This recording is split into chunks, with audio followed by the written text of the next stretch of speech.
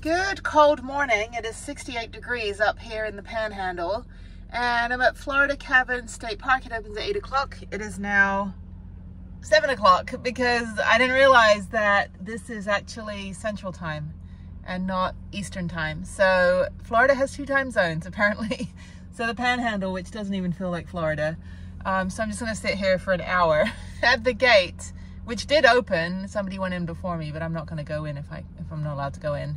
So yeah, I just gotta wait until 8 o'clock. The gift shop is open Thursday, I think Thursday through Sunday, and that's where they do tours.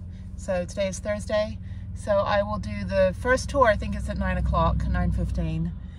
So that should be fine. And then I'm gonna head 4 hours on the road to Birmingham. So I think I'm just going to probably somewhere around here, maybe just like find, or somewhere halfway between here and Birmingham, find a good library and just finish working on videos today. It's gonna rain, it's cold. Tomorrow's Ride BHM, which is Ride Birmingham mountain bike park. So I already have a ticket for that. Thank you for the 10% discount for veterans, which isn't a thing, but they gave it to me anyway. They refunded me like $2.90 because there's only $29 to go. It's not a ski lift park. It's gravity fed, but you have to ride up, which is fine.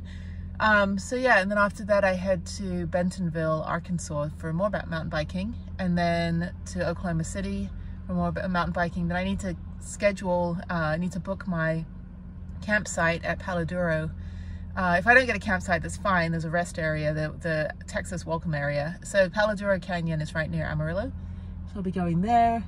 And then after that, Albuquerque. So that's the next like 5 days. Then I need to drop my bikes off at Broken Spoke in Santa Fe and just have them fix the bikes. Because after that, I'll be just mountain biking for 2 weeks, including a weekend in Angel Fire. So yeah, I think the next month I'll just be in New Mexico. I'm not gonna do anything else. New Mexico is cheap and easy, just like me. No, I'm just kidding. I'm actually not either of those. Okay, so I'm just gonna sit and wait because I didn't realize that I lose an hour. Stupid me. Yeah, it's occupational hazard of driving across the United States. We have 4 different time zones. We have Pacific, Mountain, Central, and Eastern. So Texas is Central, so I'm back on the same time zone as my house, which is great. Okay, all right. All right, so I gotta go on the second paved road on the right. They were very nice, and I will show you. I actually ended up getting a lifetime pass. Oh, there's no one here. Great turnout. A lifetime pass for the Florida State Parks, which is great because I'm service connected disabled veteran. So here is my Florida State Park, a lifetime membership. Awesome. So it just gets me some discounts and it gets me free entry to all the Florida State Parks, which is fantastic. All right, I was talking to the ranger. He's funny. He's like, so what do you do? All right, let me walk over here. I'm gonna go to the visitor center, get my ticket, and do the tour. So I don't know, the tour shouldn't be too long. They run every, I think, 15 or 20 minutes. So another family just showed up. This is great. Weather is perfect. And then it's bye-bye Florida. So I'm gonna stop in Montgomery, Alabama, at a library and go work on stuff pretty much the rest of the day, and then just mosey on up to Cracker Barrel in the evening. So not in a hurry. It's 4 hours from here. So 2 hours to Montgomery, park up, and then yeah, just work on a couple more videos. So whenever the library closes, I just want to upload my next video, so I want the library, and then I can sit in Starbucks the rest of the time and work on the rest of the videos. I don't think this is open yet. No, not open yet. Okay, we gotta wait. It's bathrooms, tour departure point, gift shop, and tour tickets. All right. I'm good. So this is literally the first time I've learned which is which. I always get confused. All right, this is the gift shop. Oh, these are cool. I don't need any more shirts though. All right, we gotta wait over here on the wooden benches. And again, the white nose syndrome. All right, another cave. This is like my 50th cave I've been in. This is great. There's like no one here. I do gotta go over our set of rules real quick. Rule number 1 is no touching. Reason why, we have oils in our skin, and when we touch something in the cavern, those oils stay stops the cavern from growing and changing. What you see already used to be hardwood forest. But in 2018, a Category 5 hurricane named Michael came through here, destroyed 90% of the trees around here.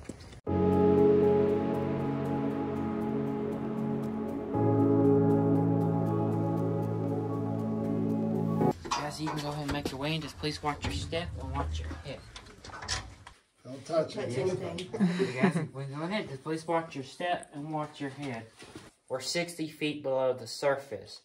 The deepest point of the cavern is 65 feet below the surface, is what is known as our basement. As you see, it's quite muddy, so that's why we're not going down it. Now, what is neat about the basement is it does flood from time to time. And the water will come above that ledge right there, all back there and around our feet. And when that happens, the aquifer, which is a giant underwater cave that's below us that stretches the entire state of Florida, there's animals living in the aquifer. Well, when our basement floods, some of the animals from the aquifer will come up and we get to see them swimming around, such as the blind catfish and the blind crawfish.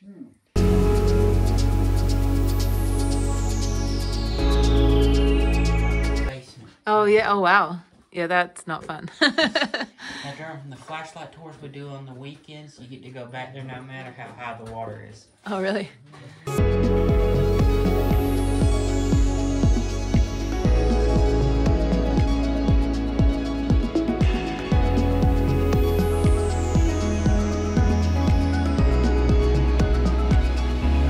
Yes, this is the wedding room.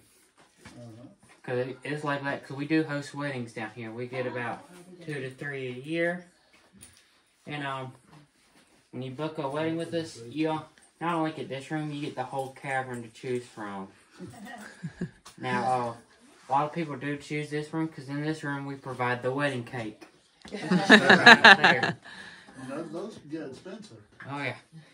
Now, with us, it's only $250, which, if you get the whole cavern, not a bad price, because it's for you, whoever you're marrying, the officiate, and up to 25 guests. We also come down here and change the light bulbs to whatever color you want to.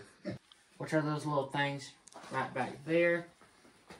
And there's some right up here for the ones in the front. Those little things are called soda straws. And as the name implies, they are hollow.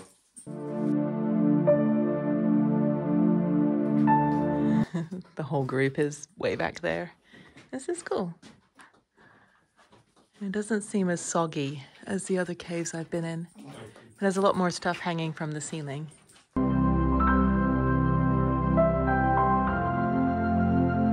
limestone's not going to feel anything. Your head's going to feel everything for about 5 to 6 days afterwards.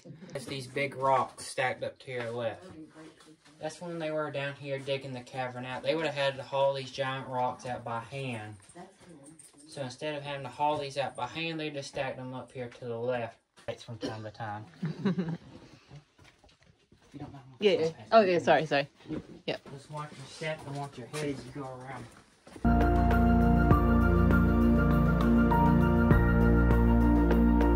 So it looks like glass. I have to show you guys, it is water.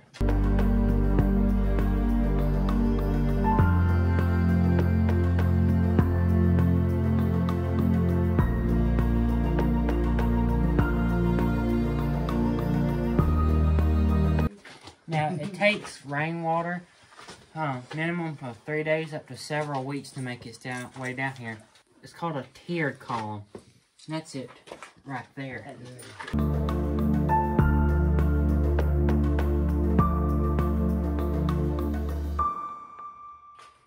Right here, to my left, is our dragon's den. It got its name because of Walter. Walter is our 5-foot white oak snake that stays down here in the cavern.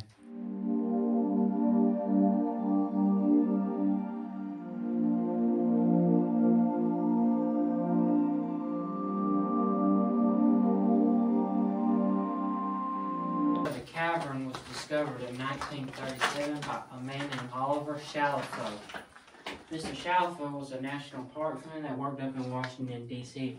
Well, when he got word that caverns was discovered here in Marianna, Florida, It caught his attention. He decided to come down here to give it a look. They couldn't really see where they were going or wouldn't be paying attention. They would trip over it, hit their head on this stalactite right up here, look back down this, and they had many colorful names to call this rock.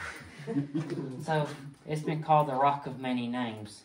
Like I said, we do have a young kid here, so we're not going to go over their names. You can probably use your imagination with what they called this thing.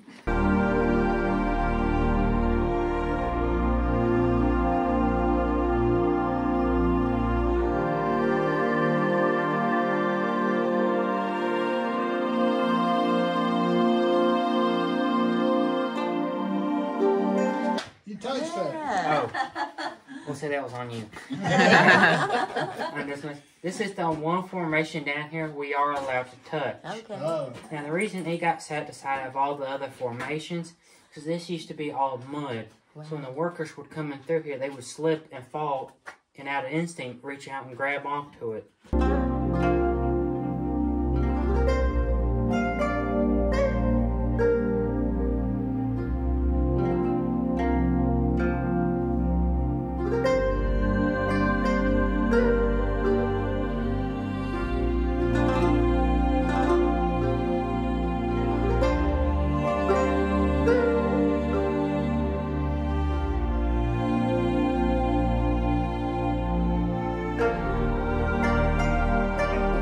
Guys, if you guys remember, I told you in the entryway, we're about 60 to 65 feet below the surface.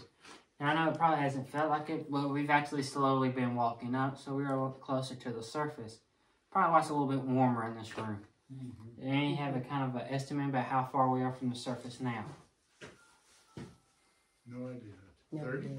Yep, we're about 30, 35 feet from the ceiling. Now, as you look around the ceiling of the room, you're going to notice these domes. Mm-hmm. These are called solution domes. That's from when the water was flowing through here. The currents would meet and create a whirlpool. The water would then sit there and swirl around, eating away the limestone. Eventually, the ceiling would give in and collapse. You went that way, then went that way. Yeah. That way.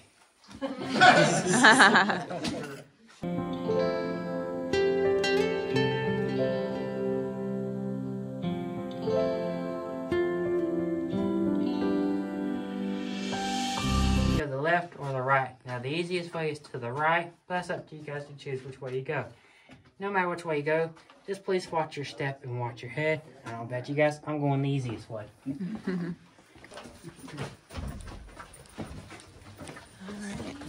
We are free.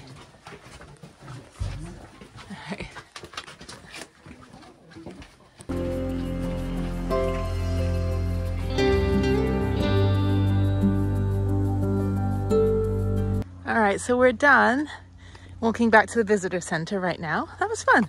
Very different cave than the other ones I've been in. All right, so that took just over about an hour.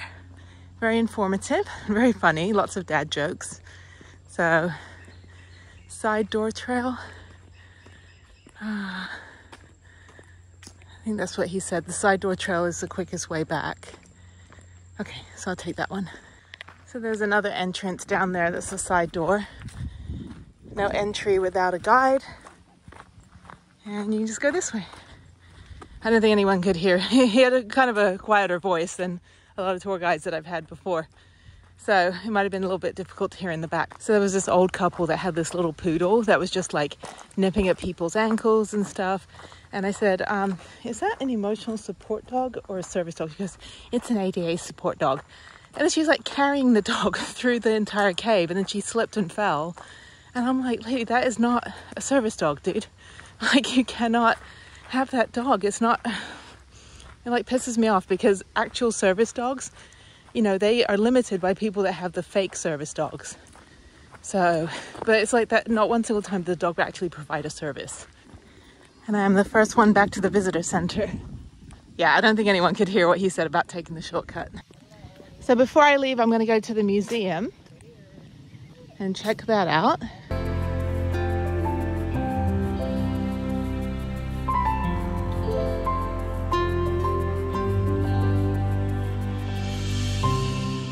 All right, right, that was super fun. That was interesting. Who knew that under all this, you know, regular neighborhood, there's a whole bunch of caves. Yeah, they found the cave by a tree fell, and then in like the 30s, and then somebody found the cave. All right, so bye-bye, Florida. That's it. I'm leaving. I'm going to Montgomery, Alabama.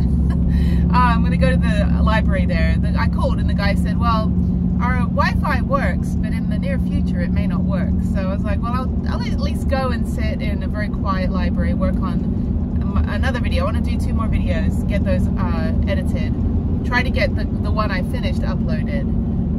But I see the struggle that before Starlink, you know, the influencers, whatever, YouTube people, it is quite difficult. I mean, they would have to have entire working days just to allow a video to upload.